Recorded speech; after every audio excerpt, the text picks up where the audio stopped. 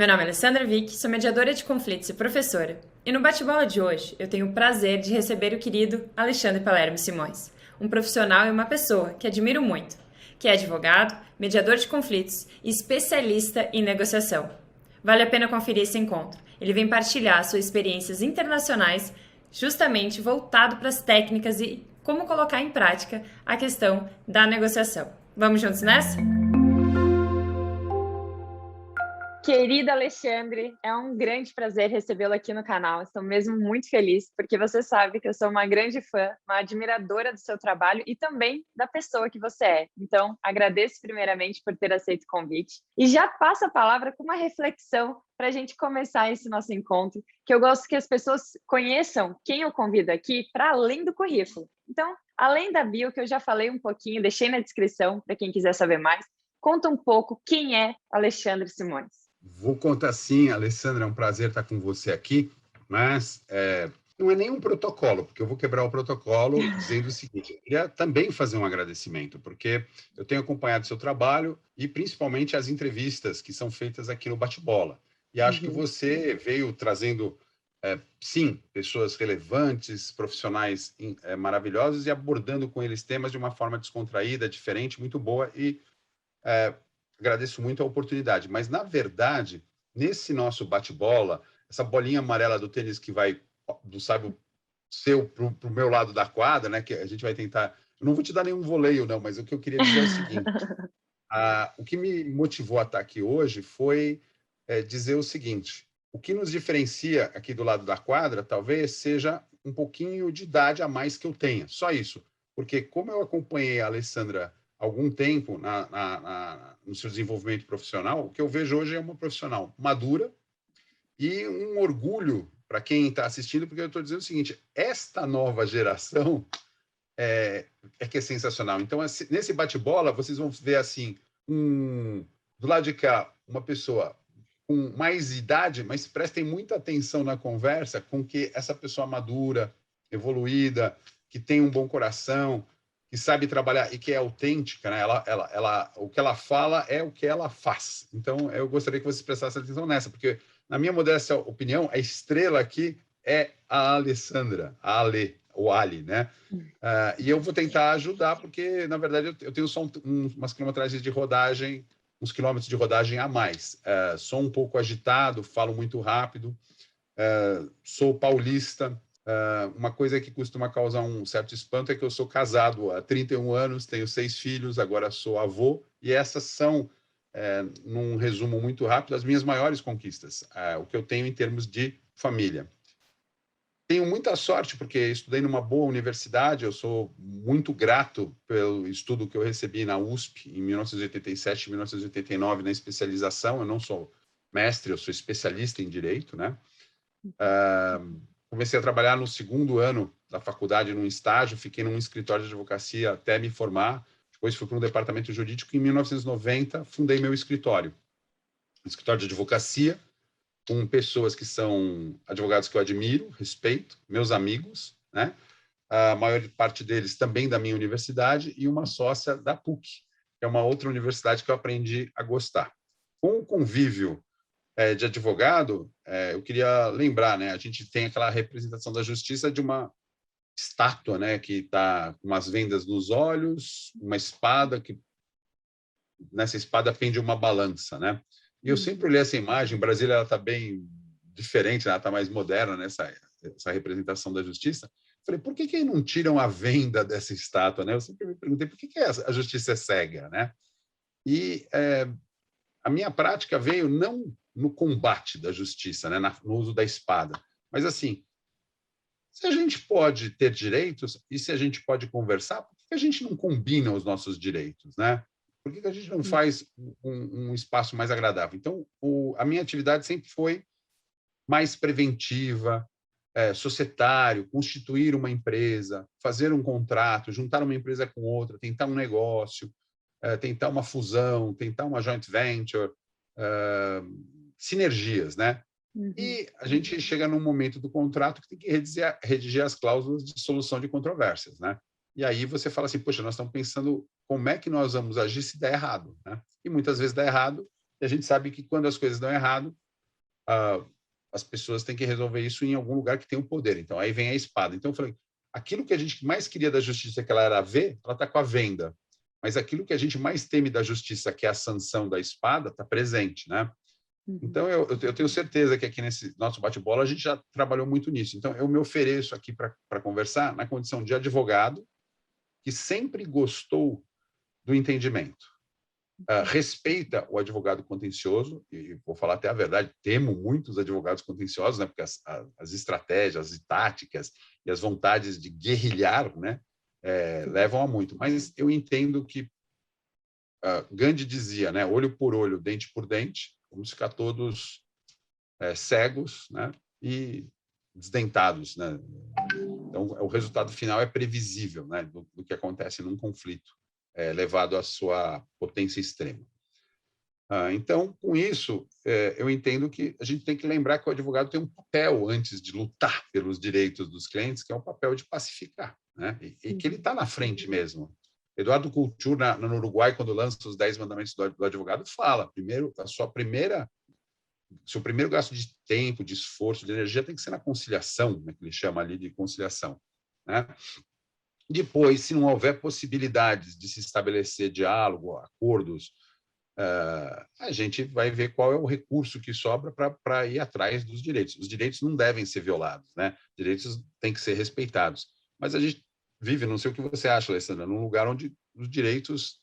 A gente sabe que todo mundo tem direito, temos uma carta magna, temos direito e lei para todo lado, mas fala, por que a gente não consegue criar um ambiente de respeito à lei, né? Obrigada, Lê. Primeiro, eu estou me recuperando aqui ainda dessa linda fala no início. Fico até aqui sem graça, porque foi muito bonito o que você falou. Fiquei emocionada mesmo, até me segurei aqui para não chorar, porque realmente significa muito para mim ouvir o que você acabou de falar. E vindo de você, que é uma pessoa que eu admiro muito, realmente teve um impacto ainda maior. Então, obrigada de coração pelo reconhecimento, pelo carinho, e porque já faz alguns anos que a gente está nessa trajetória junto, então é muito gratificante mesmo. Obrigada, Lê, de coração. E Ótimo. passando para a temática, eu realmente acredito e penso como você que é muito importante ter o advogado preparado para o contencioso, mas que esse não é o único caminho, né? A gente não precisa, diante de um conflito, ir direto para uma ação judicial. Então, eu acredito nesses outros mecanismos, nessas outras ferramentas que o advogado de hoje ele pode ter, e como você bem colocou, ele deve ter, porque faz parte do papel do advogado não ser apenas combatente, mas saber qual é o melhor caminho para o seu cliente, indo também nessa linha da sua ação social mesmo, porque é pacificar, porque é pensar na sociedade e também para o seu cliente. Nem sempre a ação judicial é o melhor caminho. E aí, Alexandre, eu queria aproveitar para perguntar, segundo a sua experiência, o seu olhar, como que um advogado ele pode começar a se preparar para esse novo papel? Esse advogado voltado para um bom negociador, uma boa preparação para não ir direto no caminho da ação judicial. Olha, eu acho que uma parte dessa resposta já está no próprio vocábulo, né, pelo qual nós somos chamados, né? Advogadas e advogados, né? Esse termo vem de advocare, falar por alguém. Então, se o lugar de fala é a fala que eu vou assumir do outro, é praticamente incrível que alguém queira falar do outro sem conhecer o outro, né? Então, assim, a sua análise, quando você vê um caso, você fala, nossa, já fiz centenas de separações ou centenas de inventários, você acha que é mais um inventário. Mas eu queria lembrar para quem está no começo da carreira o seguinte, cada caso é único. As situações, a gente tende a colocá-las numa esfera repetitiva, né? Fala, não, isso eu já sei, é mais do mesmo. Mas o que tem de diferente lá? As perspectivas dos seres humanos que estão ali no meio. Então, assim, o que uma pessoa sofre num divórcio? O que significa pegar um plano de vida que estava traçado de uma maneira e mudar isso da outra? Então, acho que assim, o advogado ou a advogada precisam gastar um pouquinho de tempo para, antes de receber formalmente a procuração, né? Tenho agora um mandato para falar em nome do cliente, para defendê-lo, para propor ações, fazer uma pergunta com o cliente, que é uma reunião de preparação, que podem ser várias sessões, né? Não precisa ser um evento, mas o que você quer? por que você quer o que você deseja? Como é que fica a sua vida se você não conseguir o que você quer? Você já pensou nisso? Que a gente, porque assim, a advocacia é uma atividade de meios, não é uma atividade de fim. E é engraçado, né? Porque as pessoas procuram um advogado porque você vai ver, eu vou procurar meu advogado, ele vai fazer vai acontecer, minha advogada vai, vejo Uhum. você no tribunal. Porém, o máximo que a gente pode fazer é utilizar o conhecimento técnico para o encaminhamento, chamar um poder judiciário ou um tribunal arbitral, a forma, a instância de resolução de poder sobre o conflito, para dizer o que pode ser decidido. E aí são fatos. E o que eu percebo é o Uhum. seguinte: vou sair um pouco do papel de advogado para um papel de cliente, né? Falar assim, toda vez que a gente narra uma história, eu acho que é natural para qualquer ser humano, e não é na cultura brasileira, eu já vi isso também lá fora, em muitos países. A gente não gosta de contar uma história onde a gente é o motivo do erro, da falha.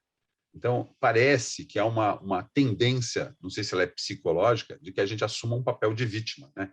Alguém me Uhum. enganou, eu fui ludibriado, o outro agiu de má fé, né? O Uhum. outro não presta. Como se a gente pudesse dividir o mundo, né, entre eu sou bom e os outros não. Eu brinco muito que o Ariano Suassuna é um grande escritor brasileiro, né, já falecido. Ele dizia o seguinte: a humanidade se divide em dois grupos, os que concordam comigo e os equivocados, né? Então é assim que se divide a humanidade. Quem pensa o que eu penso está certo, quem pensa Uhum. diferente do que eu penso está errado. Mas isso precisa evoluir. Por quê? O advogado que não souber o que o cliente dele quer pode entregar uma coisa completamente alheia Uhum. ao motivo que levou à sua contratação, né? Então, eu acho Uhum. que assim, a gente tem uma profissão. Eu, quando montei meu escritório em 1990, eu torcia, até confesso aqui para você, eu rezava, né, porque eu sou católico, para Uhum. aparecerem clientes, para entrar clientes, reunião, sala, pagar as despesas, pagar as contas. Mas depois, com o tempo, você vê o seguinte: ou advogado ou qualquer outra profissão, a gente trabalha a nossa reputação. Você está construindo a sua marca pessoal. Então, as Uhum. pessoas que acreditam em você, confiam em você, voltam.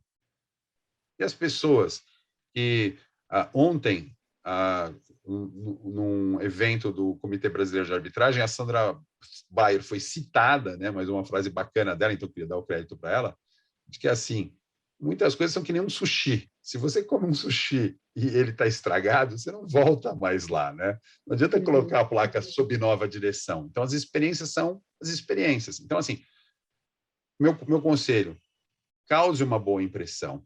Invista tempo na preparação. E a preparação não é você mostrar para o seu cliente que você sabe de direito. Ele está te procurando, ele está te contratando com essa premissa.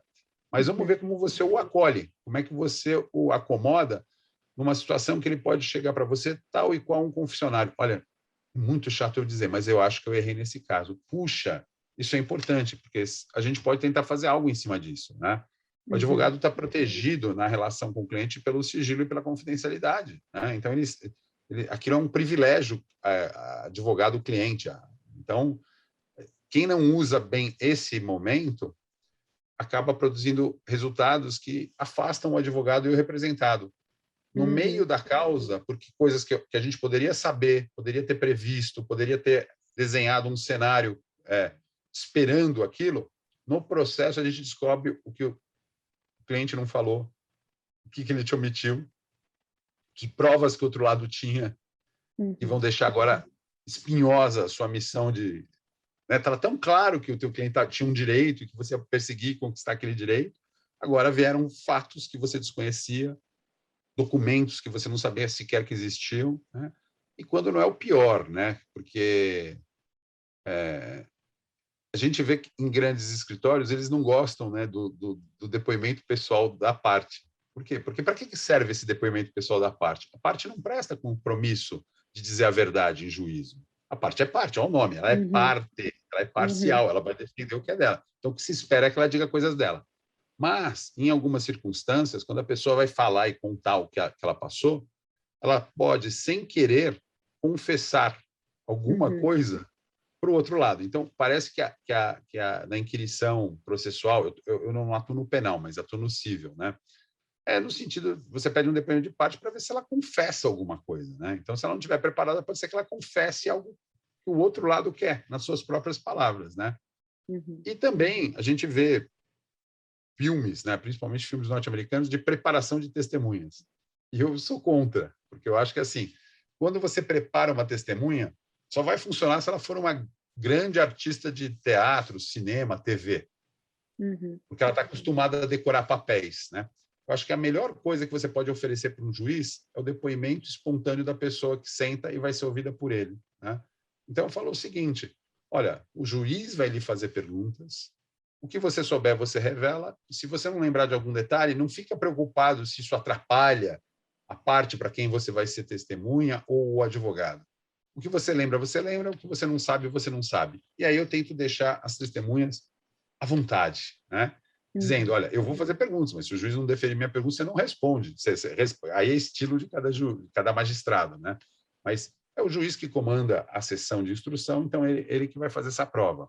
Isso porque a gente tem essa tradição oral, e em alguns outros lugares a tradição é mais escrita, tanto que, em vez de depoimento, né, são colhidos online hoje ou na audiência, você oferece os papéis, né? Então, está aqui o que é a testemunha. Uhum. E aí é engraçado, porque aí é totalmente dirigido, né? Eu trago um papel, é óbvio que aquele papel não vai fazer nada para o outro lado, né? Porque passou por um advogado, né? Que são Uhum.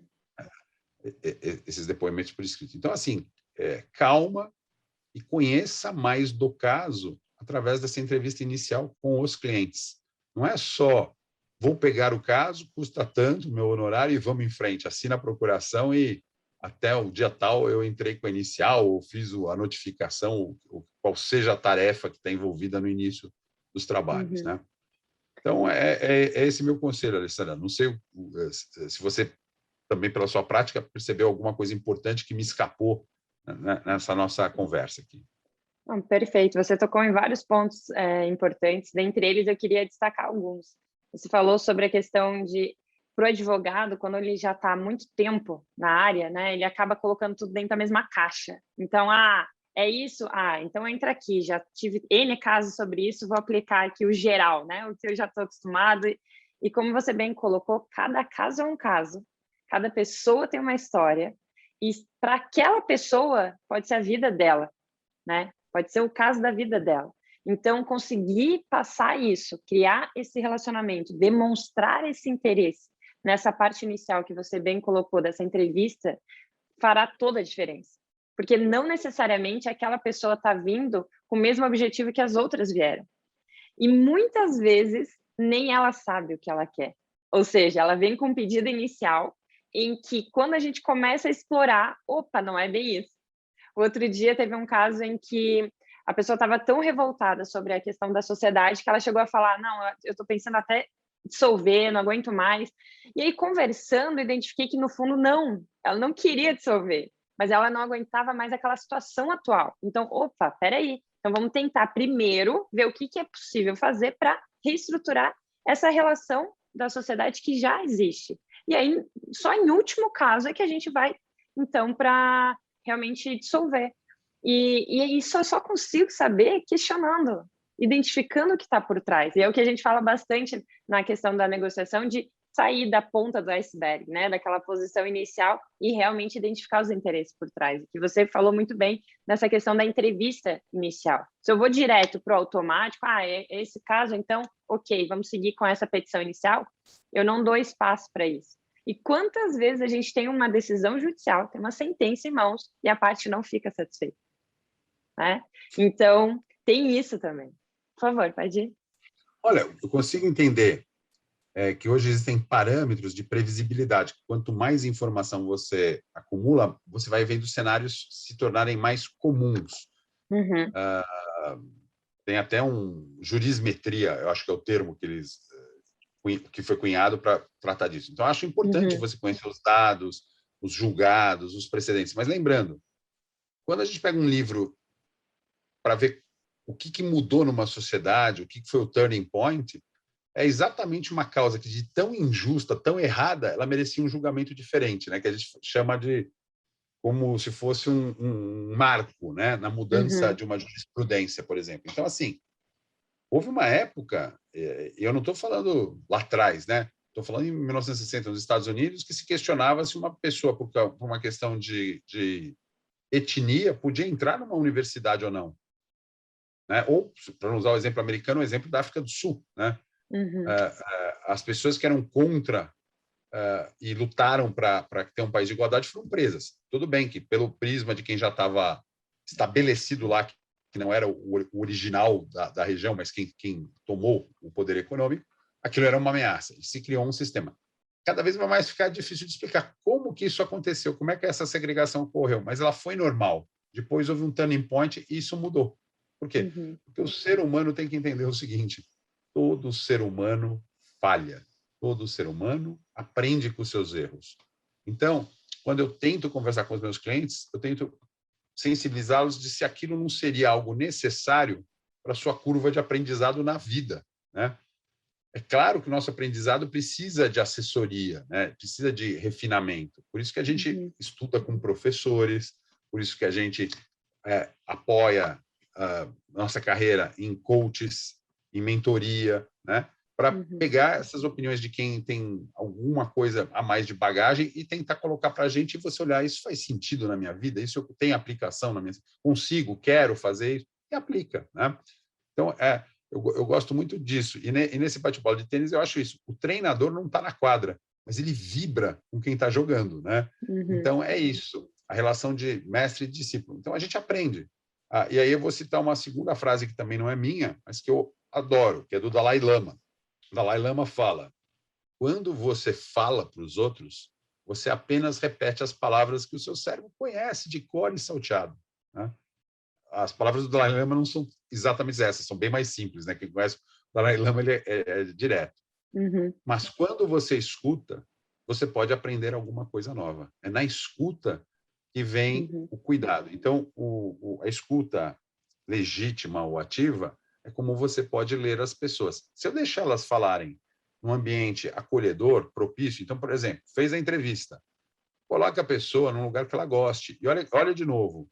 O que um gosta pode ser o que não gosta. Então, se você aprender um detalhe que um cliente, você oferece, o que os escritórios oferecem no presencial, né? Que a gente no virtual aqui tem dificuldade. O famoso cafezinho, né? Cafezinho, um pão de queijo, dependendo do lugar que você está, uma bolachinha, não sei o quê. Então, tem amenidades na sala. Pode ser uma balinha, pode ser o que for. Se eu sei que uma pessoa que eu vou receber é diabética, então eu tenho que tomar um cuidado. Se eu ofereci um café, ela falou, não, só tomo chá. Aí você pergunta, que chá que você gosta? E ela diz, num segundo encontro, seria extremamente benéfico, ao meu ver, que você ofereça, olha, aceita um chá de camomila, um chá de erva doce, né?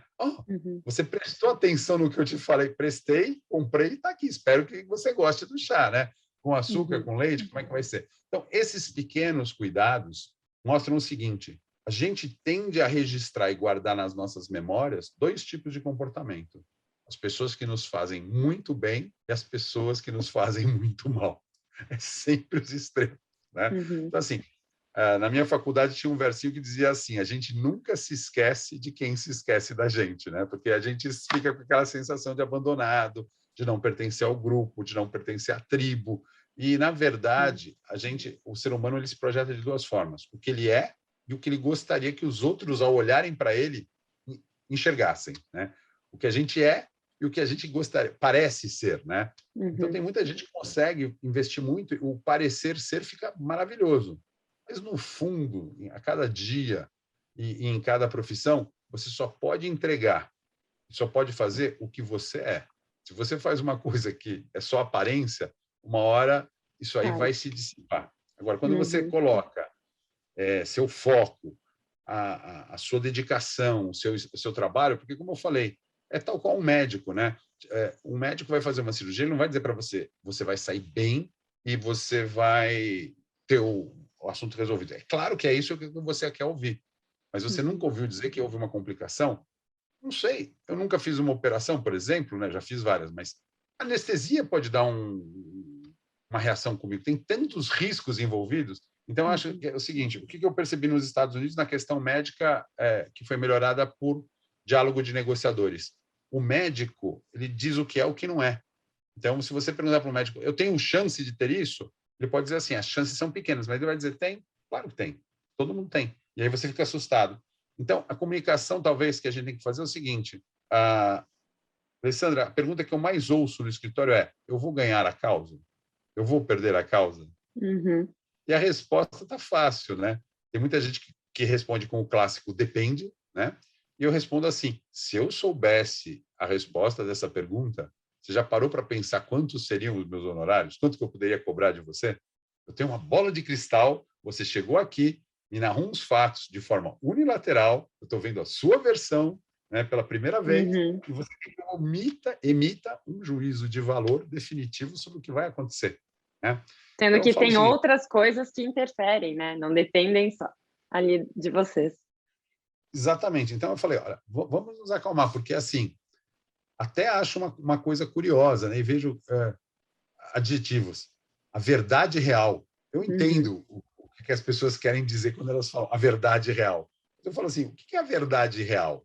A verdade irreal não seria a não verdade? Quer dizer, onde que está essa divisão entre o verdadeiro e o falso em termos de fato? Então, eu brinco muito com É, isso, dizendo, olha, fato, Ale, aí em Camboriú está chovendo ou está fazendo sol hoje? tá chovendo. Chovendo, está chovendo. Então, o fato é, está chovendo. Uhum. Alessandra, isso para você é bom ou é ruim? Aqui já é um julgamento meu, né? É o meu olhar É, sobre isso. se a Para Alessandra mim, para mim, queria... eu preferiria sol, mas já me acostumei que a gente está num mês atípico aqui. Ela poderia... Estenderam o balneário, a faixa de areia está gigante, né? Então, ela queria Uhum. andar lá na faixa de areia, fazer exercício, tal, fazer um beach tênis até, quem sabe. Mas para a Alessandra, a chuva está atrapalhando esses planos. Mas Uhum. se tiver alguém lá na mesma cidade que está feliz da vida, porque com a chuva, aquilo que ele plantou vai colher, o Uhum. mesmo fato que para um é bom, ótimo, outro pode ser ruim. Então, é Uhum. esta tranquilidade que a gente tem que ter. Das pessoas, ao dialogarem, saber separar o que são fatos do que são versões ou Uhum. interpretações. Porque isso eu acho algo bom do ser humano. Nós temos a imaginação, a criatividade. Então, hoje se fala muito em storytelling, né? Mas para mim, storytelling é como eu ativava a minha imaginação. Minha mãe chegava, quando eu era menor, e vinha me ler histórias, né? Uhum. Historinha da Chapeuzinho, a historinha dos Três Porquinhos. A dos Três Porquinhos era sensacional.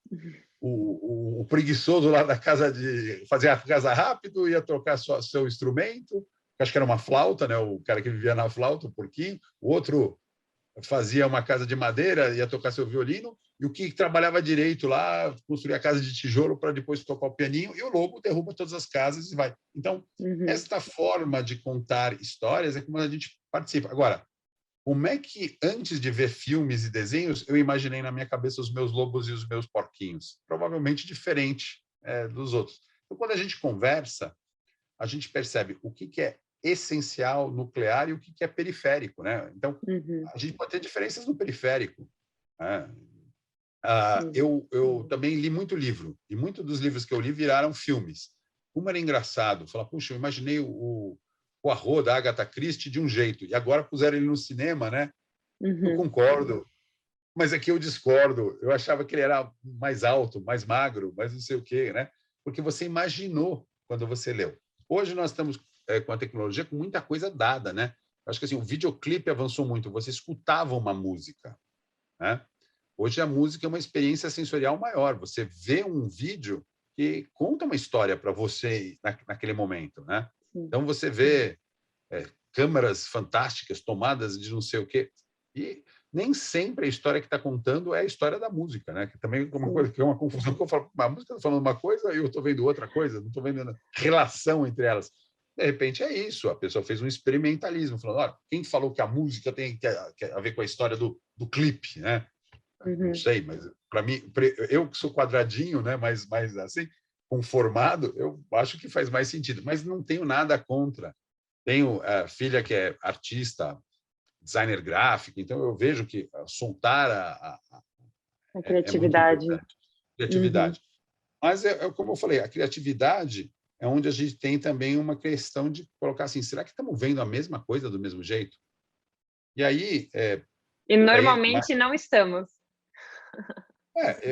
Eu gosto muito de um exemplo que é dado dos cegos e o elefante, né? Cada um encosta no elefante, percebe uma coisa e vai falando para o outro. Isso parece uma cobra, diz o que está tocando a tromba. O outro que está no pé fala, não, parece um tronco de árvore. O que está no rabinho fala, mas é um animal, mas é tão pequenininho, né? Tão frágil.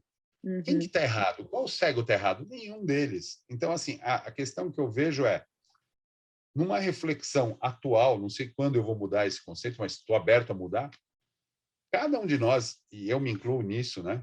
Cada um de nós não vê o todo, a gente vê uma parte. E a gente precisa do outro, para o outro também me dar o que ele enxerga, para a gente começar a compor o todo. É um quebra-cabeças, né? Sim. Se você não me explicar o que você está vendo do seu ponto de vista, e eu não puder colocar o que eu estou vendo do meu ponto de vista, a gente vai perder essa mágica de ter um universo maior, né? O William Ury fala muito de go to the balcony, subir ao camarote. Eu acho que subir ao camarote é essa atitude, né, de subir no alto de uma montanha e falar, eu estava lá na cidade, cheio de problema, trânsito, não sei o quê. Agora aqui do alto dessa visão, do alto dessa roda gigante, por exemplo, que tem aí em Balneário, né? Como a cidade ficou menorzinha, né? Aqueles prédios gigantes estão lá longe. Então, a perspectiva te dá uma visão. Então, acho que assim, no direito, a analogia tem que ser assim, vai para o detalhe, você tem que ter um big picture, você tem que ter a visão geral, depois é o detalhe. Quanto mais você conhecer, por isso que eu reforço a ênfase na preparação. Tudo que você gastar na preparação vai te beneficiar na ação, na execução, né, do que você quer fazer. Atribuem essa frase, eu não sei, ao presidente Lincoln, né, que ele falou assim, se eu tivesse que cortar uma árvore, se tivesse 1 hora para cortar uma árvore, vamos pôr um tempo aí, né, eu gastaria os primeiros 45 minutos afiando meu machado. Então, assim, com um instrumento afiado, eu estou pronto para uma tarefa, né? Não sei nem qual árvore eu vou cortar, mas eu tenho a ferramenta adequada e certa. E por falar em ferramenta, outra coisa que eu queria provocar e te devolver é o seguinte, a gente fala muito de caixa de ferramentas, né? E aí eu falo o seguinte, pega um prego, um martelo, né? As pessoas falam, o que você faz com um martelo? Todo mundo, eu bato num prego. Então eu falo assim, gozado, né? Quando eu tenho um martelo, tudo na minha frente é prego, né? Eu quero bater os pregos. Ninguém lembra que do outro lado do martelo tem uma ferramenta para tirar o prego. Então, aquilo que pode ser bater, também pode ser. E aí, indo para o prático, o mesmo caso que você pode ser agressivo, intransigente com os direitos, você pode ser suave. Por quê? Porque você não tem medo do que você sabe. Então, você pode se abrir mais para o outro e falar para ele o seguinte, você confia em mim? Qual é o temor? O que você está temendo? Por que a gente não faz do jeito que eu quero? Qual que é o empecilho? O que te impede de fazer a proposta tão boa que eu estou colocando para você, que vai me satisfazer? E eu não estou entendendo o teu receio, né? Então, assim, nós somos cheios de medos, né? Eu acho que assim, medo é um sentimento importante, porque o meu estudo de neurociências está dizendo o seguinte, o cérebro, em situação de perigo, ele toma 2 comportamentos. O terceiro é um comportamento paralisante do medo. Assim, numa situação de emergência, ou você foge ou você ataca, ou você enfrenta, né? Ou você escapa, foge. E se você não fizer nada disso, a descarga de adrenalina te imobiliza e você fica paralisado de medo. E, na verdade, o medo é um componente importante. É muito bom sentir medo. E é muito bom, como você falou, até onde vai o meu limite dentro do medo? Acho que quando eu falo medo, todo mundo está falando, medo de quê que você está falando? Medo de ser passado para trás, medo de ser ingênuo, né? Eu estou falando de medos que o cliente, às vezes, não fala o que ele pode falar pelo medo do julgamento que nós vamos fazer dele se ele admitir certas coisas para nós, advogados. Ou até para outra parte, né? Tem medo da imagem dele perante a outra parte, então ele não quer baixar a guarda. Também é uma coisa que acontece. E é interessante, ontem eu estava numa discussão de renovatória de locação, e a gente está passando pela pandemia, então o outro lado falou, a pandemia me afetou muito, não sei o que, eu falei, olha, eu entendo, eu lamento, eu concordo, a pandemia atingiu sua empresa, né? Ele era pela empresa que está alugando o imóvel, e eu pelo locador do imóvel. E a pandemia também afetou o meu cliente, que é locador do imóvel, que vive da renda do imóvel. O senhor é uma loja, uma rede de lojas, uma rede de loja importante, muitas lojas no Brasil. O senhor me disse quanto que aquela loja perdeu de faturamento durante a pandemia. Mas o senhor tem um site, né? e o senhor conseguiu continuar fazendo vendas pelo site. Meu cliente, ele aluga imóvel. Eu não tenho um site que me gerasse receita na pandemia, se não for o aluguel. Então, assim, a gente aplicou aditivos para reduzir os índices anuais, a gente parcelou aluguéis. No auge da pandemia, que houve praticamente um lockdown, um fechamento, a gente não cobrou aluguel, porque não abria. Então, como é que eu vou cobrar? Mas aí eu perguntei para ele, ele ficou sem resposta. Agora que as coisas estão melhorando, toda essa ajuda que já foi feita para o senhor tem um X valor econômico. Mostrei para ele que eu tinha feito a conta. Olha, aquele desconto, aquele mês que eu não cobrei, aquilo lá, isso tudo foi uma perda de receita para o meu cliente de tanto. Daqui para os próximos anos, como é que o senhor vai me recompor isso? E aí ele ficou me olhando, mas você me deu o desconto, você quer de volta? Eu falei, não, eu te ajudei, eu quero saber, essa ajuda que eu já te dei, como é que você vai me ajudar lá na frente? Porque, por exemplo, eu posso abrir isso aqui para vocês. Um dos itens que nós estávamos negociando era o índice do contrato, que era o IGPM. Eles queriam colocar o IPCA. Eu falei, nos últimos 5 anos, o IGPM recentemente deu números estrondosos, né? No nosso caso concreto, 28, alguma coisa, quase 30%, né? A gasolina subiu até hoje, acho que 50 e pouco. Mas eu falei, dependendo do aluguel, mais 30% é muito. E naquele momento, a gente fez um aditivo e aplicou um índice de 10%. Aí eu falei, cada mês que o senhor me paga sem o valor correto, é isso. Se eu renovar o contrato por 5 anos, né, cada R$ 1.000 que eu abrir mão significam, ao longo de 60 meses, R$ 60.000. Se o senhor me pede um desconto de R$ 10.000, são R$ 600.000 que eu deixo de receita. E eu nunca vi, quando o IGPM deu negativo, alguém me procurar, né, procurar meu cliente. Olha, o aluguel foi para trás, então eu também, minha empresa foi para cima, eu estou vindo aqui espontaneamente pagar mais aluguel. Então foi engraçado. E aí ele não entendeu e falou, não, se você deu desconto, é desconto, né? E aí ele queria reduzir o aluguel. Eu falei, tá bom, então segue o contrato e segue o IGPM. E fizemos o documento. E ele foi embora meio satisfeito. Só que para esse cliente, a gente conseguiu dar melhores auxílios para outros setores, né? O cliente conseguiu ser muito mais flexível, ele deu, durante a pandemia, descontos de milhões para empresas de turismo, essas ficaram sem vender, mas as empresas de turismo falaram o seguinte, o senhor me ajudou, vamos em frente, na renovação, a cada final de ano eu vou dar para o senhor uma mini luvas. Então, aquilo que o senhor já me deu de ajuda, nos próximos 5 anos eu devolvo para o senhor. Então, é claro que a parceria com esse tipo de solução, ela vai ser mais perene. Porque eu estou dizendo o seguinte, olha, eu e você estamos juntos numa canoa, eu remo um pouquinho, você rema um pouquinho, mas a gente vai sempre remar na mesma direção. O que um proprietário quer de um inquilino? Que ele seja feliz, que ele fature, que ele tire muito dinheiro no imóvel e que o aluguel que ele pague saia fácil dentro desse faturamento que ele produz. Ele produz riqueza, ele gera emprego, ele paga imposto.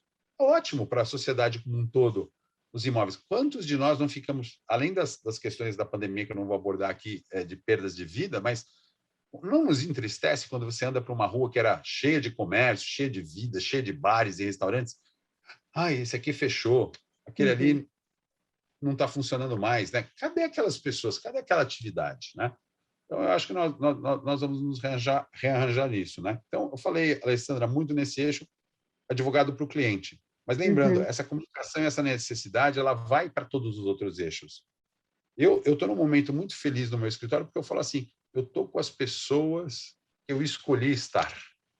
Então, toda vez que eu abro a porta do meu escritório, eu sinto uma profunda felicidade, porque aquilo se tornou um templo profissional, né? Eu falo, pô, nosso espaço, a gente ganha causas, a gente perde causas todo dia. A gente faz bons acordos e a gente, às vezes, lamenta perda de oportunidades e acordos todo dia. Mas a gente não duvida que a gente está tentando, ao máximo, entender o que o cliente quer e como que a gente pode ajudá-lo. Inclusive, para ser o agente de realidade para dizer, olha, eu, no seu caso, vou dar um exemplo concreto, Alê. Você quer que eu perca esse patrimônio para o meu irmão? Estamos brigando por ele. Você quer que eu abra mão disso para o meu irmão? Tá bom, mas deixa eu fazer uma pergunta para você. Para quem que você gostaria de perder esse patrimônio? Se você tivesse que perder este patrimônio, vamos trabalhar um pouquinho nesse conceito. Perder patrimônio.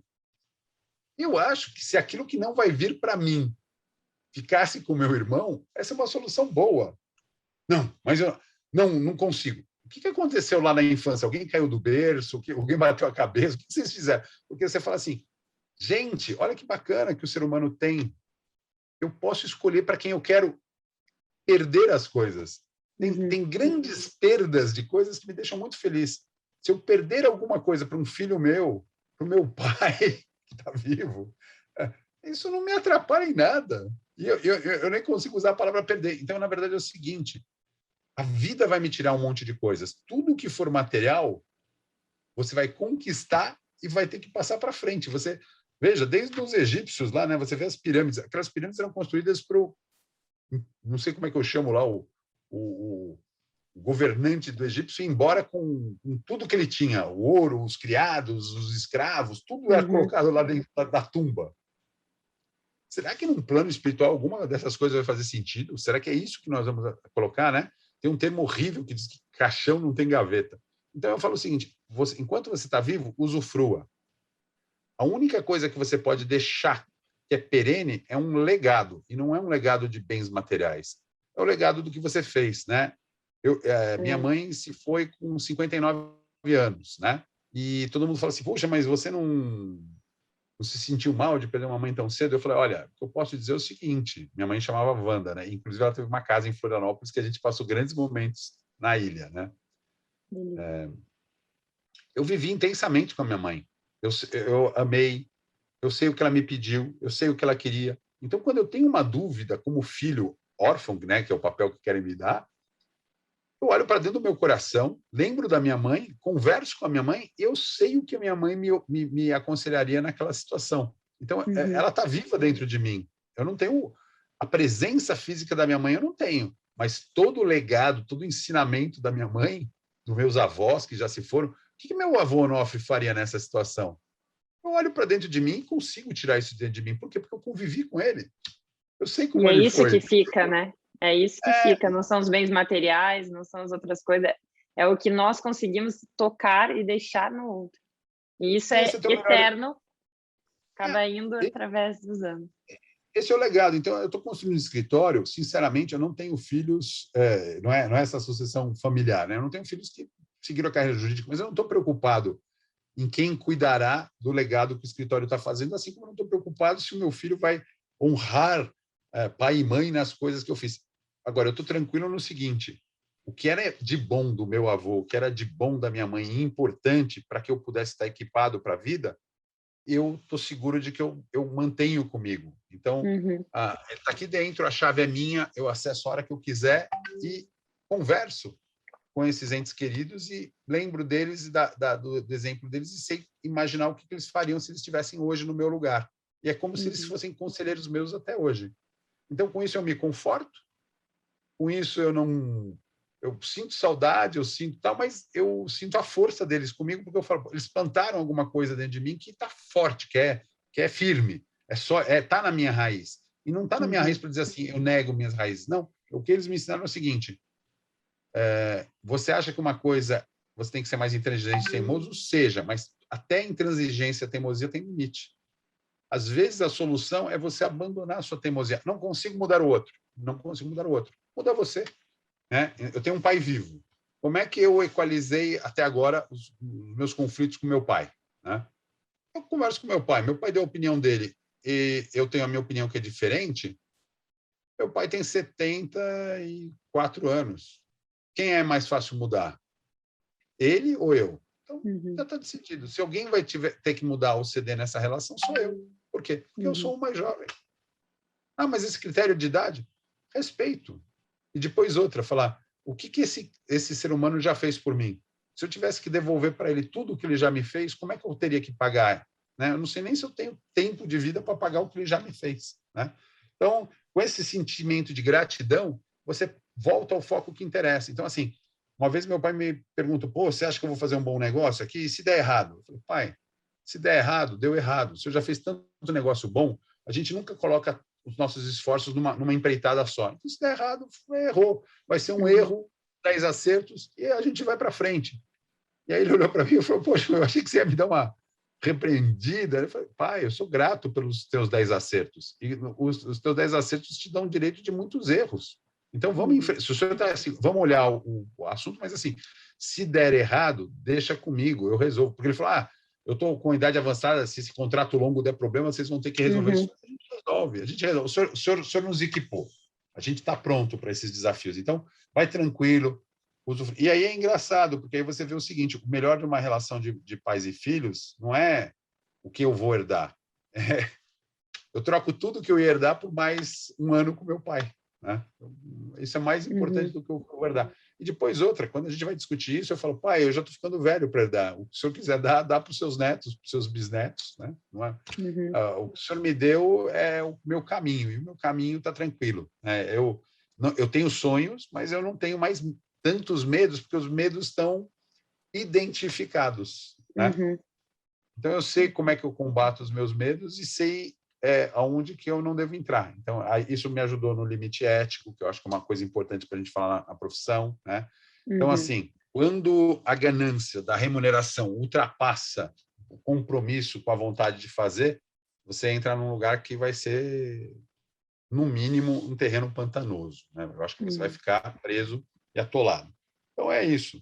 Trabalha bem, constrói a sua remuneração com base no trabalho feito, dê tempo ao tempo, as coisas vão melhorando. E até entendo isso, quer dizer, tem sistemas, né, de publicidade de advogados nos Estados Unidos que permitem que o advogado vá na televisão e diga, bateu o carro, liga para mim. Mas eu gosto mais desse sistema brasileiro inspirado no europeu, no francês, de que assim, a advocacia é no boca a boca. É o teu cliente satisfeito que vai contar isso para alguém numa ocasião e vai trazer o próximo cliente. Esse boca a boca é, na minha opinião, o melhor marketing, não gosto de usar essa palavra, mas que você pode fazer, porque assim, alguém dizendo, eu fui lá e me identifiquei. Por quê? Porque a lei tem uma técnica que os mediadores usam que chama espelhamento, né? Eu não vou entrar nela agora, mas assim, para mim, o mirroring, o espelho, é o seguinte, a pessoa fica tranquila quando ela, ao falar com você, ela se enxerga em você. Porque ela fala, puxa, é como se você falasse com você mesmo, né? Então, se identifica, né? A relação tem outra conexão. E eu estou usando o espelhamento para as duas coisas. Quando a pessoa fala assim, nossa, foi um prazer ter gasto um tempo com você conversado, eu acho que eu estou saindo melhor do que entrei, melhor orientado, estou vendo mais cenários e tal. Falou, fica tranquilo. O que você viu eram soluções que estavam dentro de você, que o nosso diálogo tirou de dentro de você. Isso foi o espelhamento. E também, que é mais raro, mas acontece, a pessoa fala assim, olha, você é um idiota, foi uma perda de tempo ficar com você, não sei porque eu vim aqui. Eu falei, eu entendo. Você olhou um espelho e você conseguiu se enxergar. E você está devolvendo para você o que você tem dentro de você. Cada um só dá o que tem. Ninguém dá o que não tem. Ninguém tira o que não tem. Né? Eu só posso entregar para você o que eu tenho, o que eu sou. Se eu não sou, eu posso tentar, eu posso fingir. Mas isso vai dar um trabalhão, porque uma hora você vai ver que eu não sou nada daquilo que eu te falei. E vai gerar decepção. Então, e má reputação e não é sustentável também. Então, eu vi coisas pequenininhas que eu gostaria de colocar aqui, né? Então, tem agora aqui para os mediadores o Green Pledge, né? Que assine uma petição dizendo que as suas mediações estão preocupadas com a pegada de carbono. Aí você fala, pô, mediador, pegada de carbono, como é que isso pode ser feito? Como é que um advogado pode ter uma pegada ecológica hoje? Simples. Eu preciso imprimir aquela folha de papel? Preciso pôr tinta num papel ou dá para fazer isso num arquivo eletrônico? Se você conseguiu não imprimir e fazer a transação com assinaturas eletrônicas e PDFs e arquivar na nuvem, você deixou de consumir papel, tinta, e isso pode ser medido. Alexandre, é um grãozinho de areia. Exatamente, é um grãozinho de areia. Mas a praia é a soma dos grãozinhos de areia. Então, eu acho o seguinte, o planeta é esse. Quer cuidar do planeta? Tem que cuidar. Quando? Agora. De que jeito? Destas maneiras, com o engajamento correto. Então, coisas que nós estamos pensando de forma prática. Alguém vai ser servido no escritório que seja não tenha nada de plástico. Mas quanto que o seu escritório já é de plástico? Muito pouco. Mas se todo mundo tiver essa consciência, talvez o plástico seja onde ele precisa ser usado e a coleta fique melhor. Eu não sou contra as indústrias de plástico. Eu só acho que o plástico, assim como uma bateria, uma pilha, eles têm que ter um uso consciente. Você tem que saber usar e descartar. Onde que eu descarto? Aonde que eu vou? Se é um reciclável, recicla. Não posso jogar no meio ambiente uma coisa que vai para o mar, para o rio, né? Então, vou usar alguma coisa que ela seja reciclável. Posso ter alternativas? Escolha. Então, eu estou vendo aí protocolos. Tem protocolos dizendo que carro elétrico tem fabricante que já está cortando os carros que não são elétricos. E vão vir outras tecnologias não poluentes. Então, daqui a pouco podemos estar falando de carro movido a hidrogênio, sei lá, o que vier. Mas por quê? Porque a gente vai estar diminuindo essa pegada de carbono. Ah, mas todo mundo não se engajou. Quem vai fazer a diferença é quem se engajou. Eu não estou preocupado com quem não vai se engajar. Eu estou preocupado em conscientizar quem pode e quem vai fazer a diferença. Então, eu acho o seguinte, é isso aí. Não mude os outros, mude você. Isso vai reforçar sua autoestima pessoal, profissional, e você vai... os outros vão te olhar como falar, pô, que convicção, né? Que coisa assertiva. Por quê? Porque você não duvida do que você acredita. Você está testando. E outra, o que eu vou acreditar amanhã pode ser diferente do que eu acredito hoje. Então, eu também não estou fechando questão para o novo ou para uma outra visão que, como a gente estava falando, né? Eu não conversei com todas as pessoas. Então, tem pontos de vistas que eu nunca vi. Sim. E nós estamos em constante mudança também, né? E que bom, porque se ficasse ali sempre igual, é sinal que a coisa não está evoluindo muito. Se mantenha curioso. Eu brinco muito que, assim, a dedução é importante em várias ciências, mas na negociação, nas coisas que você for negociar na advocacia, não deduza nada. Confirme, pergunte, faça muitas perguntas e confirme. Porque se você deduziu errado, você entrou numa trilha errada. E quanto mais você se aprofundar, maior é o caminho de volta, porque você entrou no lugar errado, você não vai dar onde você queria. Você tá levando o seu cliente ou o processo para uma direção que não é a que você queria, né? Porque você não quer admitir que você se deu na trilha, né? E não assumir, não deduzir e questionar para realmente identificar o que está por trás, não seguir no caminho que é o óbvio, porque o óbvio também não existe, né? Então, como você bem colocou, identificar o que precisa para aquele caso concreto vai ajudar para que seja um advogado ainda melhor naquela negociação. Com certeza, Alessandra. Você deu exemplo de que está chovendo. Imagina que agora tivesse parado de chover e que, por alguns instantes, não o dia todo, começou a fazer sol. Abra a sua janela e deixa o sol entrar. Durante as brigas, existem janelas de oportunidades. Então, não é decidir, eu vou para processo, eu vou para arbitragem, eu vou para mediação, eu vou para um dispute board. É falar, calma, durante a caminhada, se você olhar em volta, algumas oportunidades vão aparecendo. E aí, com tranquilidade, você e o seu cliente vão decidir. Será que agora não é hora de pegar a oportunidade, de deixar esse sol entrar no dia chuvoso? Está tão ruim, tá tão friozinho. Deixa o raio de sol aquecer um pouco a sala. E, às vezes, é isso. Então, assim, por que intransigência? Né? Por que não o outro? Por que a possibilidade do outro não pode ser melhor que a minha? Né? Então, eu acho que assim, uma atitude inteligente é ouvir o outro, ponderar e questionar. O que me custa fazer o que ele quer? O que dentro de mim está dizendo não? Né? Por que eu não faço o que o outro está me pedindo? E aí abertura, para conseguir pelo menos tentar escutar. E aí, a partir dali, aí sim, tomar a decisão de seguir por A ou B. Mas se a gente não faz essa ponte inicial, eu nem dou a oportunidade de tentar essa outra possibilidade.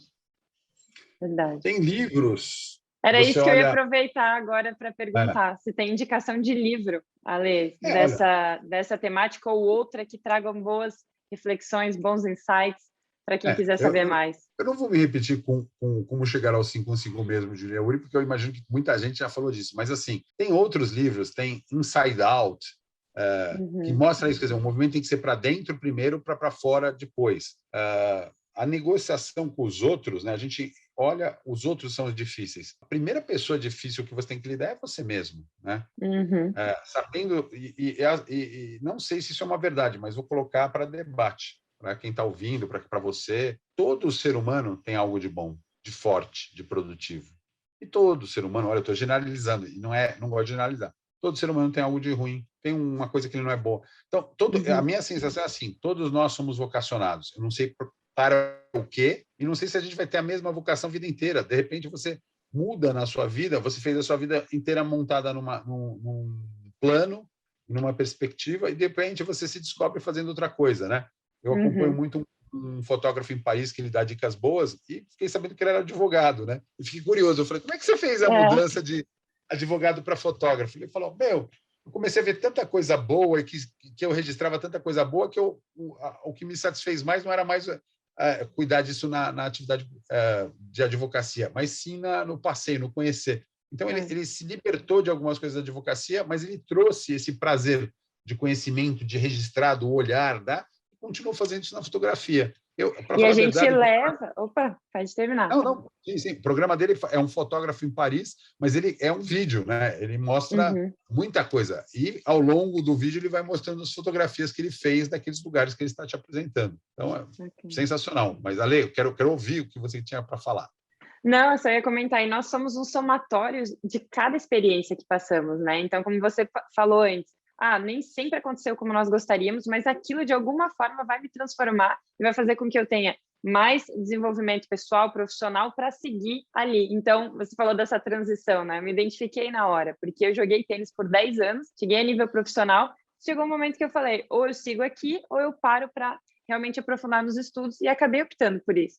Mas isso não quer dizer que tudo que eu vivi ficou para trás. Pelo contrário, os ensinamentos do tênis, a gente até falou um pouquinho antes de começar aqui, a questão de estar focado no agora, a questão da gestão das emoções, tudo isso eu levo para a minha vida hoje e consigo aplicar dentro, tanto a Ali como pessoa, quanto na parte profissional. Então, eu acredito muito nisso, que cada um é único em função das vivências que teve. E é isso que torna tão especial a nossa vida, né? Eu joguei basquete, por incrível que pareça, e eu não era um jogador de banco, reserva, mas assim, joguei num time bom, fui campeão várias vezes, então eu tive grandes alegrias graças aos grandes jogadores que os times por onde eu passei tinham, né? Grandes jogadores de basquete. E vi que o objetivo é ganhar o jogo, né? Você joga o basquete para fazer cestas e impedir que o outro faça mais cestas do que você, simplificando.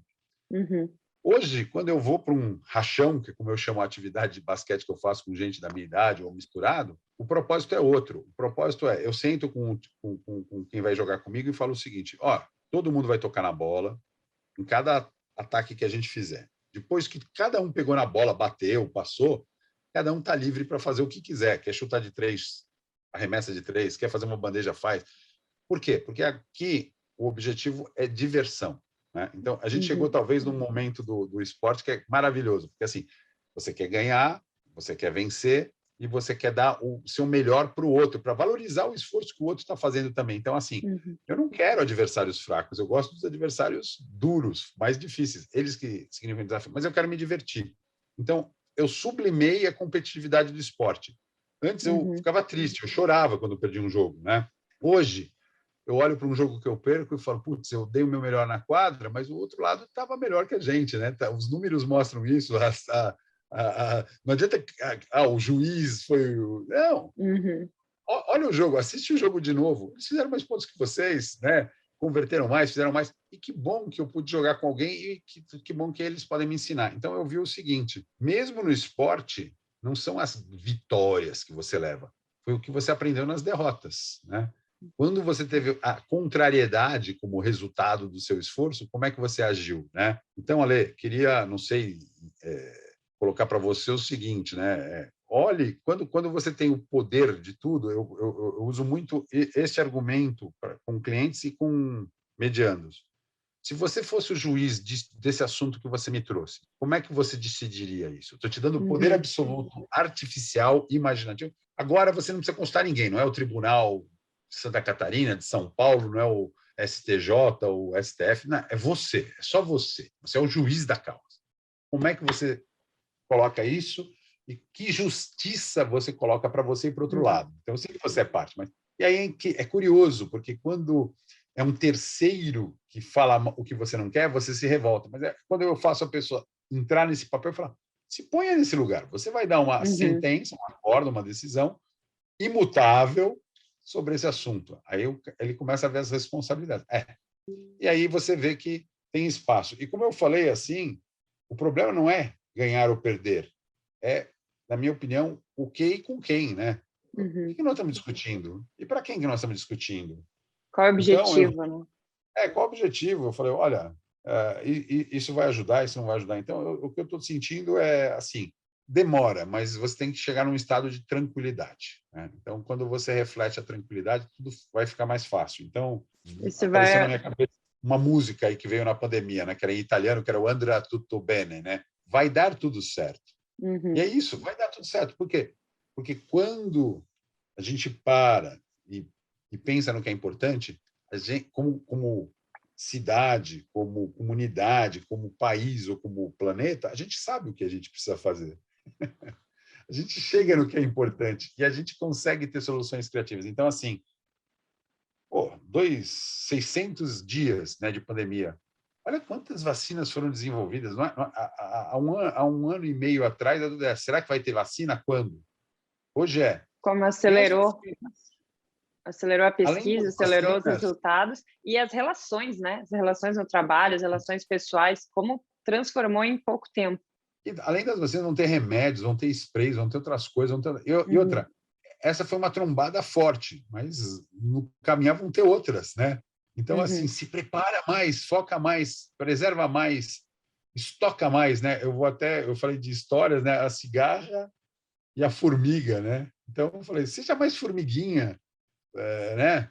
Toque o seu violão, mas depois que você conseguiu estabelecer. Então, vamos cuidar do planeta, vamos cuidar das relações, vamos mostrar que a gente se importa com os outros, porque se a gente quer que os outros se importem com a gente, é assim que tem que ser. Você quer respeito? Respeite. Respeite. Respeite. A pessoa está gritando com você, não sei o quê. Olha que frase maravilhosa, né? Ela veio em inglês, mas é uma frase que para mim deveria ser argentina, porque ela fala que it take two to tango. Precisa de dois para um tango. Se um só quiser dançar o tango, não dá. Você não consegue arrastar uma pessoa para aqueles movimentos tão complexos e bonitos do tango. Então, se são dois para dançar, também são dois para brigar, né? Que se um não quer, não vai ter briga. Então, calma, tranquilidade. Isso vai ao encontro de um livro que eu queria também indicar aqui, que é da inteligência emocional. Daniel porque eu acredito muito que vai ao encontro do que você veio compartilhando, né, Ale? Que é essa questão de estar tranquilo, de conseguir fazer a pausa quando as emoções estão muito à flor da pele, de ter consciência do que nos tira do sério e como ajudar. E isso vai ao encontro na questão das negociações também, porque eu não consigo ser uma boa negociadora, seja no trabalho, seja em casa, se eu não estiver bem emocionalmente. Eu não vou conseguir entregar o meu melhor. Eu não estou com ele aqui, mas eu sei de cabeça. É um outro Daniel, é o professor Daniel, né, Dan Shapiro, Daniel Shapiro. Ele tem Negociando o Inegociável, né? E foi traduzido para o português recentemente, acho que no ano passado, né? Ou Negotiating the Non-Negotiable. Esse livro ele diz o seguinte: por mais que o método seja separe as pessoas do problema, seja racional, critérios objetivos, não dá para desprezar metade do seu cérebro que se alimenta com as emoções, né? Então, como perceber as emoções e como colocar essas emoções na mesa sem atrapalhar, né?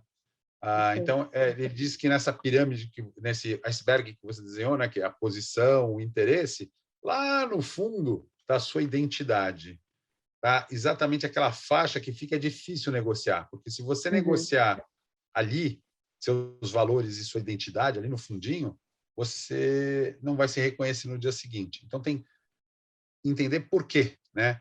Então esse livro foi escrito há 30 anos atrás e ele falava de um mundo extremado pelo tribalismo, que o mundo ia ficar muito polarizado, né? Há 30 anos atrás ele escrevia, falava, poxa, antes de grande avanço tecnológico, né? Porque você fala assim, essas ferramentas eram para nos unir, né? Os buscadores, tudo mais. Ele viu um mundo polarizado, né? Onde para eu estar certo, o outro errado. Então, fala assim, não quero fazer spoiler, mas o livro propõe a coexistência, né? Fala assim, gente, não tem problema. Eu tenho uma tribo e minha tribo não se dá com aquela tribo, ok, mas vamos negociar os nossos espaços, né? Os nossos territórios. Para eu poder ser feliz, existir ou conseguir, eu não preciso anular o outro, né? Essa hipótese de aniquilação é uma hipótese errada, né? Então, a coexistência. E na coexistência você encontra isso. Então, eu sou católico, mas eu entendo e respeito, né, quem professa outras fés. Acho até mais o seguinte, né? Falar, para mim, a pessoa que tem alguma referência de fé ela tem algum ponto de apoio além dela mesma. Porque se a gente não tivesse nada além da gente mesmo, a gente teria um desafio horrível, Alessandra. A gente teria que viver do nosso ego. E o ego não merece ser alimentado, não. Né? O ego gera o egoísmo. Né? E o egoísmo é bom para você. Se eu fosse uma ilha, né?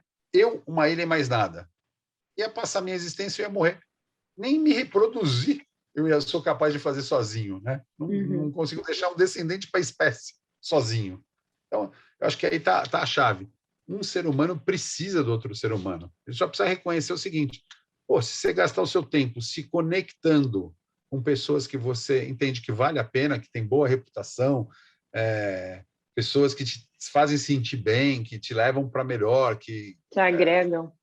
Te agregam, e você também olha que quando você está com elas, elas também veem algum benefício no convívio com você, né?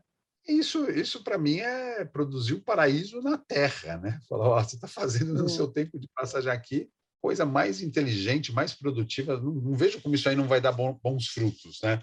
Aí é uma questão de tempo, né? Porque eu falo, você tem todos os ingredientes, todas as ferramentas, todos os componentes, a tempestade perfeita, né? Que é um termo que eu não gosto, mas vai acontecer, porque você tem todos os elementos para alinhar. Uma hora eles vão alinhar e vão funcionar.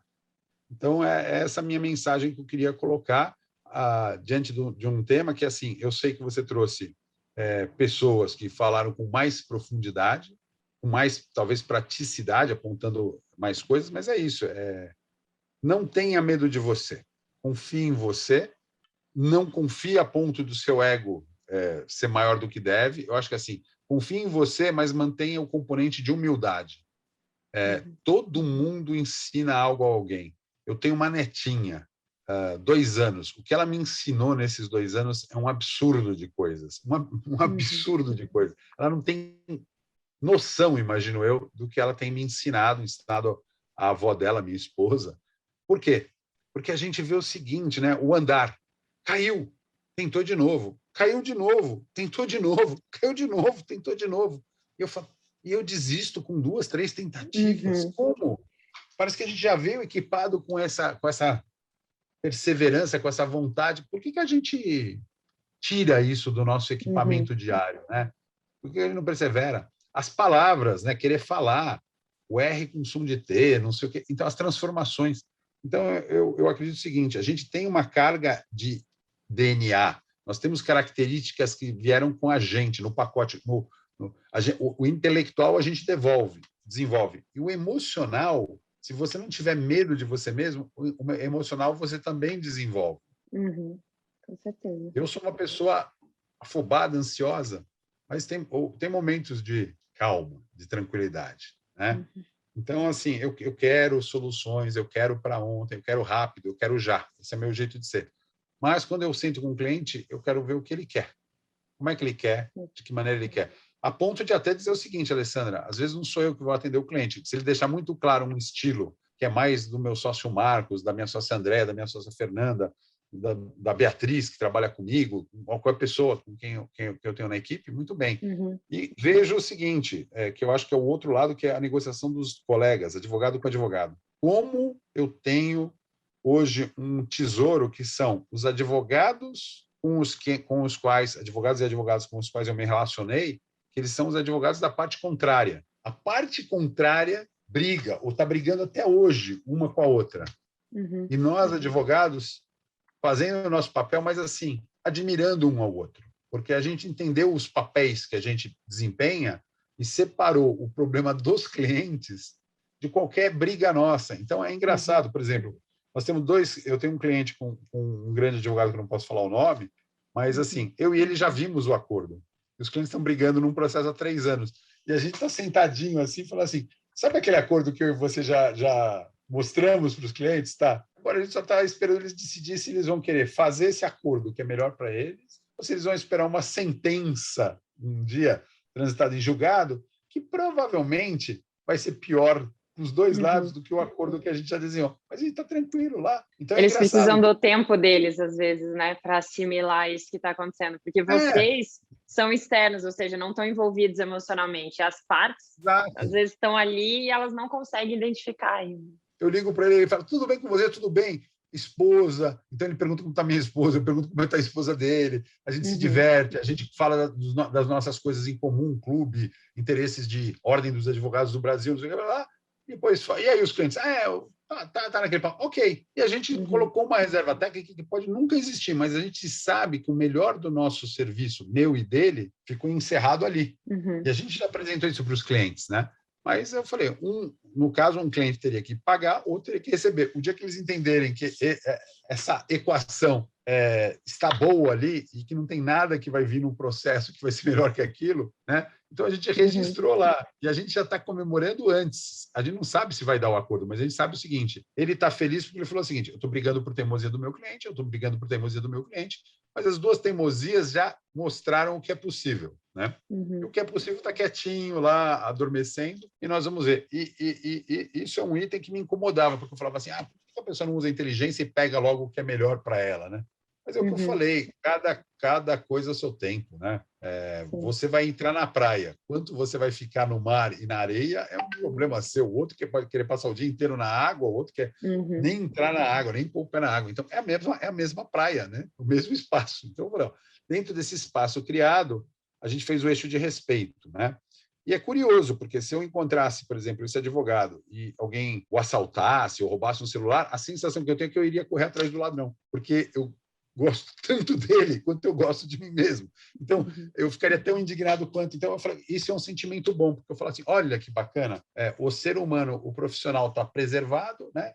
E o que nós estamos discutindo é uma outra esfera que perpassa, mas ela não se contém ali, né? Aquilo vai além. Então, ok, vamos deixar dessa maneira. Porque eu acho que assim, a vida é curta e é você que coleciona amigos e inimigos, né? Se você quiser usar essa dicotomia para distinguir pessoas. Então, eu não entendi o ditado, mas hoje eu entendo. Vida longa aos meus inimigos, né? É isso mesmo. Então, eu não sei quem são, mas os que são, vida longa, sejam felizes. Assim, tem gente que falem mal, mas falem de mim. A minha intenção é o seguinte: não me interessa as pessoas com as quais eu não quero conviver, eu não quero saber o que elas dizem a meu respeito. Mas as pessoas que são importantes para mim, essa faz muita diferença saber o que elas pensam a meu respeito. Mas no fundo, eu sei o que eu posso produzir e eu sei o que eu não posso produzir, de bom e de ruim. Porque, na verdade, o ser humano é potência dessas duas coisas, né? A gente pode perder a cabeça, se deixar levar por uma emoção, chegar e fazer um negócio que a gente vai se arrepender profundamente, né? Ou a gente pode ter essa tranquilidade de falar, pensa, tenha esse controle. O que eu vou fazer vai ocasionar o quê? Vai ser bom para mim? Eu vou me arrepender? Eu vou falar uma coisa para outra pessoa que só vai ofender, não vai fazer nada? Para que eu vou fazer isso? Aqueles filtros da sabedoria, né? Então, eu acho que é por ali que a gente vai. Agora, e decidir o que realmente vale a pena investir o nosso tempo, a nossa energia para qualquer coisa que vai acontecendo, né? Então, também saber separar o que... acho que a pandemia ela trouxe isso muito forte, né? A gente ressignificar, ver o que realmente vale a pena e como as relações são a base. Então, o quanto nós estamos dispostos a fazer com que as relações sejam melhores, tanto no ambiente do trabalho quanto em casa, e o quanto isso acaba realmente impactando a nossa vida como um todo. É isso aí. Alessandra, você que comanda, eu acho que, como é costume, já falei demais, mas para mim, discurso é fácil, contrato é fácil. O cliente fala, posso pôr isso no contrato? Eu falei, pode pôr. Papel aceita tudo, né? Agora, o que a gente tem que ver? Existência é só colocar. O que eu falar, o que eu escrever, existe. Validade e eficácia são outros atributos, né? Vai valer? Vai ser eficaz? O que garante? Então, assim, o que eu aprendi... Qual é o impacto disso, né? O melhor do ser humano é a boa-fé. Mas todo dia eu abro uma petição e leio que a outra parte está agindo de má-fé. Então, quer dizer, a gente quer tanto a boa-fé, mas a gente dá palco e luz para a má-fé, né? Então, eu falo assim, continuo sendo um possibilista e um otimista. Para mim, o ser humano é capaz de agir de má-fé e de boa-fé. Se você não pressionar e criar um ambiente propício, seguro, confortável, eu acho que o ser humano se senta nesse sofá da boa-fé. A gente, no sofá da boa-fé, senta melhor, se acomoda melhor, fica mais à vontade. Esses móveis da má-fé só geram preocupações, porque você não estabelece mais limites, né?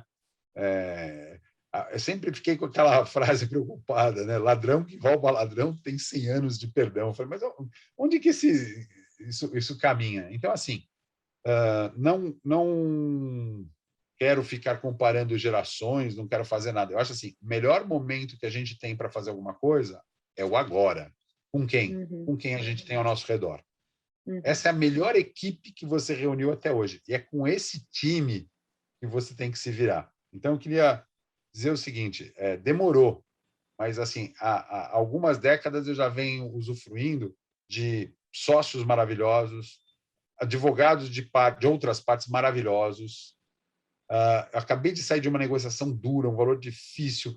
Foram 4 anos de negociação para resolver um assunto que estava há 20 anos na justiça, envolvendo um cenário que as partes não vão se ver mais. A solução que a gente construiu, uma vai seguir um caminho, o outro vai seguir outro caminho, eles não vão se ver mais. Mas o representante do outro lado e eu nos conectamos. Ele me deu um livro de um professor, Paulo Gaudêncio, também, que fala de amor e desamor, dizendo o que a gente ensina como errado é o seguinte, que nossos filhos e filhas têm que ser bons e tudo que eles sentem de ruim está errado.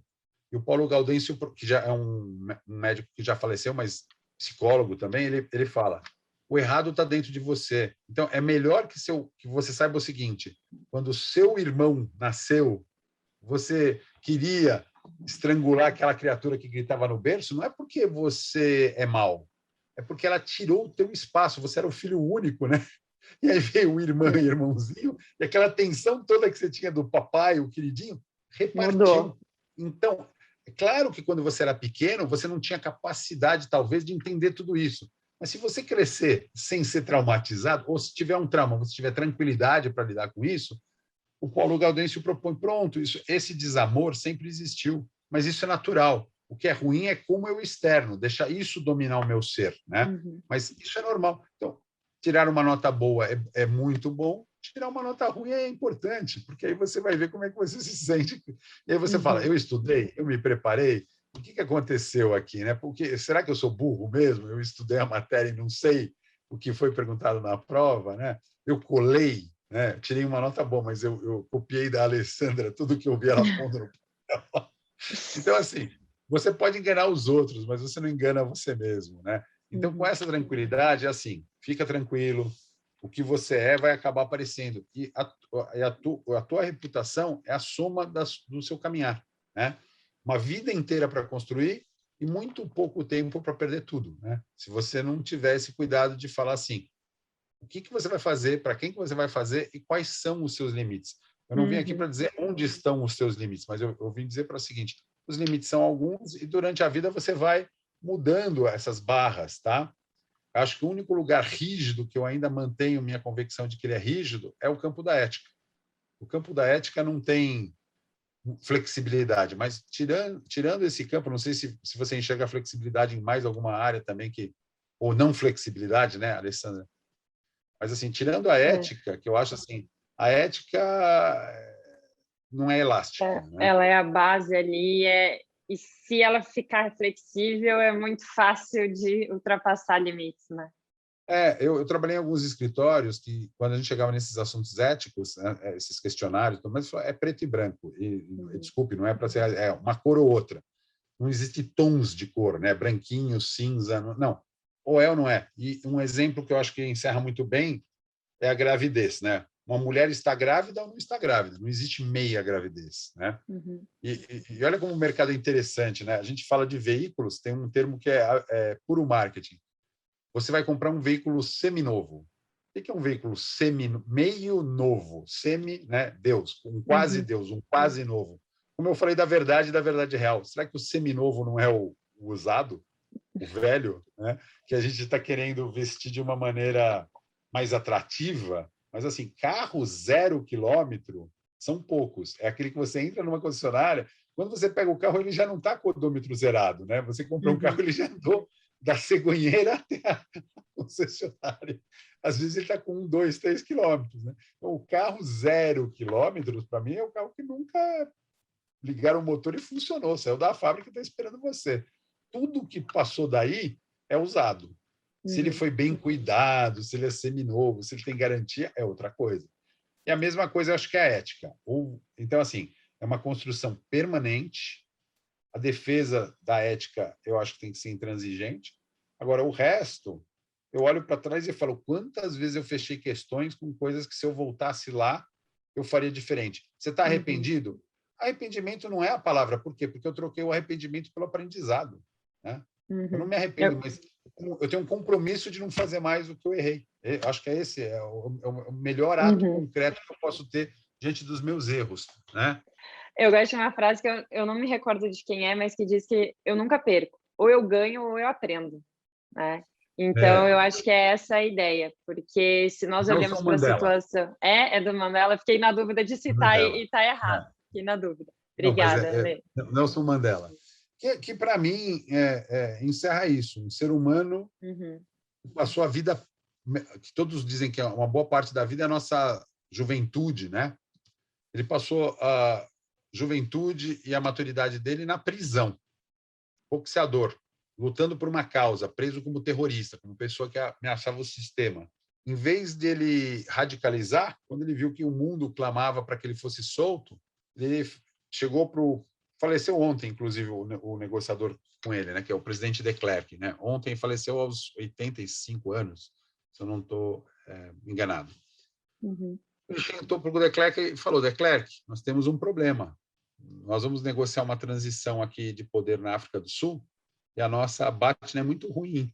Se a gente não for num processo calmo, tranquilo, pacífico, a alternativa é uma guerra civil. Né? Se o poder não... E olha que interessante, depois de tantos anos de apartheid, o presidente Mandela é eleito, né, presidente da África do Sul depois de solto, e não houve a revolução, não houve a vingança, não houve... agora nós vamos mostrar para quem implantou o apartheid como é que é. E a África do Sul espantou seus fantasmas, né? E é uma nação que está inserida no mundo hoje de uma outra maneira. Hoje ela pode ser lembrada como exemplo.